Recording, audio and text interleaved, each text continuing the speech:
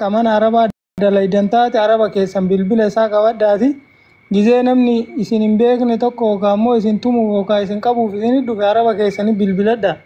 Arabni fira ollaa sanii qabdi, kaameraa ollaa sanii qabdi. Miilaanuu kara namichi sun bahe arabni saaraa keessatti takattaltee makiinaan qabdi. Biyaansi yoo dhiiga kee dhangalaase nagaan deemee galee nama biraa dhiiga nama biraan dhangalaasu.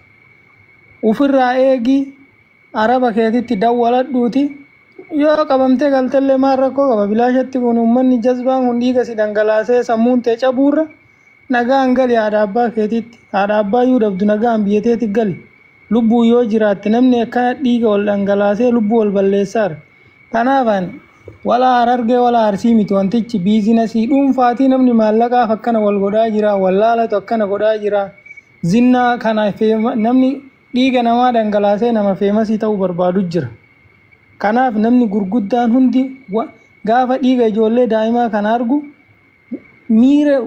miira jechoonni ibsuu hin dandeenyettu qe'aan keessa kiyyanna dhagamu. Jechuun karuma feesbuukaatittuu gabbayee waan kanan barreessadee maal goota barreessitee dhiiftee namni si dhaga'u hin jiru. Bikka namni si dhageenye hin jirretti keessa keettu caba.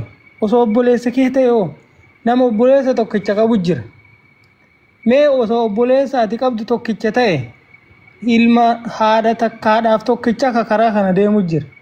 Ilmi haati tokkochi qabdu tokkochi sun hiyyummaa haadharraa jijjiira jedhee biyyaa bayaati yoo gaara san keessatti ajjeefte rabbumatti maal himta namumatti maal himta.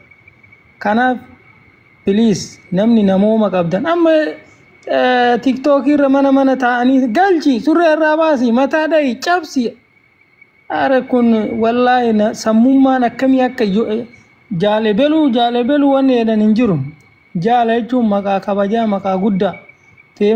Namni gurguddaan tiktookii irra taa'ee galcha kaameraa bana tuma bar namni Arsii fi Harargee maalii jechuun waan biraati. Nama ta'uun fedhu Tigree haa ta'u fedhu Amaaraa haa ta'u fedhu Walaayittaa haa ta'u ilmuma namaa tokko haqateetiin alatti waan ati haqa ittiin godhan namicha kana ati birrii irraa kafaltee uduuta hin baafne birrii irraa kafaltee baara hin baafne miskiina rakkoodha malee meena jirana namni keessa jiru hedduun karaa Sumaalee kana karaa baaraa kana. Namni sa'a 24 osoo eegeen bakka takkaan socho'een bishaan irra taa'ee ce'ee rakkatu malee karaa san deema. Parsantii 99 ijoollee hiyyeessaa xiqqoo karaa Sumaalee kana ka deemee biyya san dhaqee dalagatu. Ilmi dureessaa karaa baaraa deema. Maal rakkatee Sumaaleen tumti? Maal rakkatee Yamaniin tumti? Maal rakkatee dhakaa gaara Suudii san keessa koree achitti rakkate? Kanaaf hiyyummaa ta'e ofirraa jijjiiruu manaa baate san irratti fookas godha obboleessa kiyya.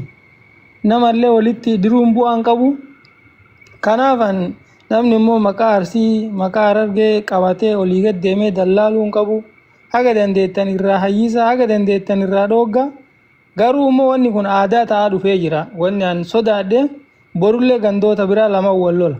Amma yeroo darbe Arsiif walloo jedhanii namni akkasitti waan safuu addunyaa irra hin jirre waan Hitleer ilma namaa irratti raawwatiin Oromoon lama walirra raawwatte. Namni ko galataa yoo si ajjeese homaa rakkoon qabu lubbuu gaafa dhalatte duuti xiyyiitiin mataa si dhahee yoo si ajjeese rakkoon qabu.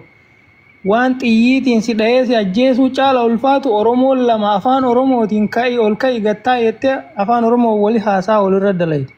Hadda Harargee Arsii jedhanii namni akka mataa bakka 3-4 falatanii dhiini abbaa fi ilma abbaa utumee dhiigarra yaasumee maal jetta namichoon tokko nama guddaa abbaa kenna hunda ta'a. Ijoollee xixiqqoo ta'e inni dhalchee biyya biraa dhufetu tumeedha dhiiga irra yaasee dubbadhu jedhan. Kun waan ammallee boru asitti dhaabatu miti yoo namni daangaa tumatee rakkoo kanan dhaabin borullee ganda biraa wayitti dhufu. Namni karaa kana deemu guddoon ijoollee Arsiiti, ijoollee Wallooti, ijoollee Jimmaati, ijoollee Harargeeti. Naannoonni biraan jiru muraasa. Ijoollee Wallaggaa olaalte Shawaa olaalte karaa kana namni deemu nama muraasa qubaan lakkooyta balalee jechuudha. Namni guddaan karaa kana deemu Arsii, Harargee, Jimma, Walloo. Borookaa ganda biraa lama walitti dhufu. Kanaaf piliis warri fuuldura jirtan ijoollee tana dhoorguu qofaayyuu miti ijoollee tana keezii isii galmeessa. Haga gaafa biyyatti galtu waggaa 10 maan taane seeraan gaafatamuu qabdi. Namni akkanumatti lubbuu namaa balleessee dhiiga namaa balleessee akka barbaade deemuun irra hin jira. Liistii namaa qabaatii gaafa inni barbaachisu ho'itanni boolee gabbuu seera dhiyeessuu dandeetta. Teknooloojiin tole amma nama biyyatti nama arrabsu daqiiqaa 5 qabaaran. Muyyatti amma deengadda warra Dirredawaa arrabsiteeran kun hadda ol darban. Haga feetee yoo xiqqaate seerri jiraatee jiraachuu baatee ka miskiina taphatu kana qabanii ol galchuu hin dadhabamu. Kanaaf namoota akkanaa kana tarkaanfii keessa deebii hin qabne irra fudhachuu. Kiyyaa ganda keenya Harargeedhaa akkana Arsiidhaa minaaminaa miti kun namaayyuu miti bineensa. Bineensa obboleessa ofii nyaatu. Kanaaf dubbiillee isinitti guddisee dhiifamaa ani miiruma kiyya to'achuu dadhabee yeroo akkasitti miskiina ajjeesu miskiina saamu. Please namooma qoradhaa maallaa inoomaa miti. Ebeluun keenya goota nama sadii falaxee yoo siin jedhan maal sii godhame? Ijoolleen sun haadha qabdi namni hunduu haadha qaba osoo asii haati teessii dhiin irra yaa'u namni 3-4 uleen mataa keessa situ ara kafannisanii gaggargalchanii tuman tokko amma viidiyoo dabarsa olii gatti oofaa turan. Akkamitti Oromoo fannisee mataan gaggargalchee tuma uleen sababa takka malee ka daangaa takka ittiin qabanitti.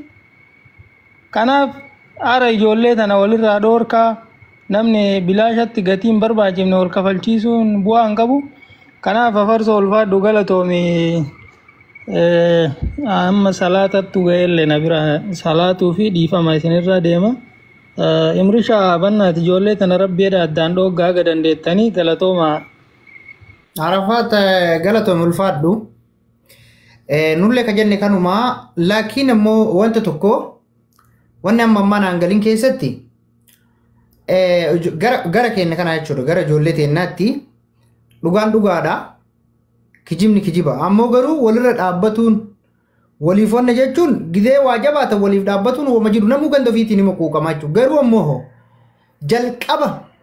jalqaba waan fedheefuu haa ta'u arrabaa jedhee namni akkamitti yoo namni ganda asirra walirra arrabse ganda duruma wal arrabsa namni naannoo duruma wal arrabsa hayyuu ganda tokko namni duruma arrabsa isinii galee garuu ammoo nama dhayxanii daa'ima namaa qabdanii tumtanii erga ammoo ijoolleen tun hiddisii argamte ijoolleen tun dhuftee akkaataa itti wanni sun ta'e akkaataa itti wanni sun gayuu danda'e dubbachuun akka miskiin kunillee walirraa dhaabbatu furmaata godha jechuudha.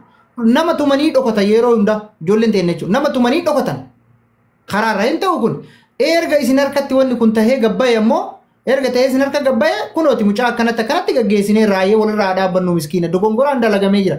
Namni dogongoraan illee waliin bu'aa. Ammoo waan tokkoofu jedhee arraba wayiitiif waliin bu'aa jechuudha. Jalqaba wanni waliin bu'ameef sun iyyuu beekamuun barbaachisaadha. Egaa ijoolleen argamtee usmeen faati erga amma quban qabu waan kana qaata dhiisee namaanillee waliin bu'uu namaanillee walitti haasa'uu dhiise jechuudha. Maaliif jennaan isa darbe waan hedduu waan nuti keessaa waliin cinqamaa turre namoota hedduu waan quba qabuuf. Wallaahi dhuguma isiniin jedha. Hattaa keenya bira taree jechuudha. Keenya bira taree ijoollee mawalloo ka ilkaan kun guutuun irraa yaa'e ani gargaarsisee beeka keessaan mallaqa. Isinii galee maaliif waan sanirraa waa baradhe jechuudha. Waan sanirraa namni waa barata jechuudha. Keenya akkasitti kan miilli cabe kan ilkee kana guutuu 30 keessaa yaasantu jira jechuudha. Isinii galaa miti kan ilkee kana 30 irraa yaasanii an gargaarsisee jira. Wallaahi rabbiin kun narraa quba qabaa jechuudha. Isinii galee soo garuu ilmi namaa gaafa walitti bu'ee wanta tokko dhaabuuf furmaata godhuun barbaachisa. Waan dabrillee yaadatuun barbaachisa. Arsiin Harargee irra gootaan jirtu. Harargeen Arsii irra gootaan jirtu. Oromoon Oromoo irra gootaatu hin jiru. Ganda kamuu ta'e jechuudha. Oromoon ammoo erga walitti bu'ee hoo erga ganda namaa jalqaba dhaqanii tuqanii hoo dhokachuun maa barbaachise? Waan san dhoysuun maa barbaachise? Bakka jiru hanga odoo miskiinni wal fixee wal dhiiga walirra yaasin maa hin dubbanne jechuu barbaadeen shooddee naa dubbatu inshaAllah jechi booda yaada ibsa bareedaa kenna. Shooddeen seenee jira. Shooddee dubbadhu carraas Arafaatis dura. Galatoomaa farsaa yoo guutuun keessanuu dubbattanii fixxanii yoo takka hin ta'a lamaffaa hin ta'a sadaffaan sheemidha. Rakkoo ka qabu ijoollee matina ta'a Arsiitii beektaa sirriitti rakkoo qabaa wallaahi wanti akkana rakkoo qaban hin jiru. Inna amma waan guutuu yoo dubbattaniiti wanti hin dubbadhu hin jiru mee shamarran teena keessattuu waa'ee shamarran teena tagamanaatiif tagamaallee waan ijoollee shamarran Harargeetiif shamarran teena ta'a Arsiillee ijoolleetti hin jirtu astu kamma ijoolleen mataa diddimaa warri wal qabe kuni rakkoo shamarran irraa ka'e. لا شماران هرارجين غوتا ميتت تينا تارسي إجولة تينا تارسي غوتا ميتت كنا كذا تماني والفتاجر مسكين جري منا مدام ميتت نجا إنساني وفي ديكا اتقال فيت إجولة تينا سير رافع غاتي بقى عنجرا ميتي وان فكتا كنا دي سايو سجى مارينغا بقى صدفات يا شامل أبوكم وافقودا والله مسكين بالله شتا تكون ركابة قوتو قباني ركابة كرادي مقباني مسكينة اتتبع تنكجرا سوا تكنياتين قوفني كرادي مكنا الناس وان دبدون قبوا في التاني جرتني فرصة يودن دامي فاللي هابو يجولين قوتو نسو فاللي تبويه بقى وان كبادي موسو قباني أتشباسني بتعمل دثنا مجرى في قالي أما توكو جولين ما تجد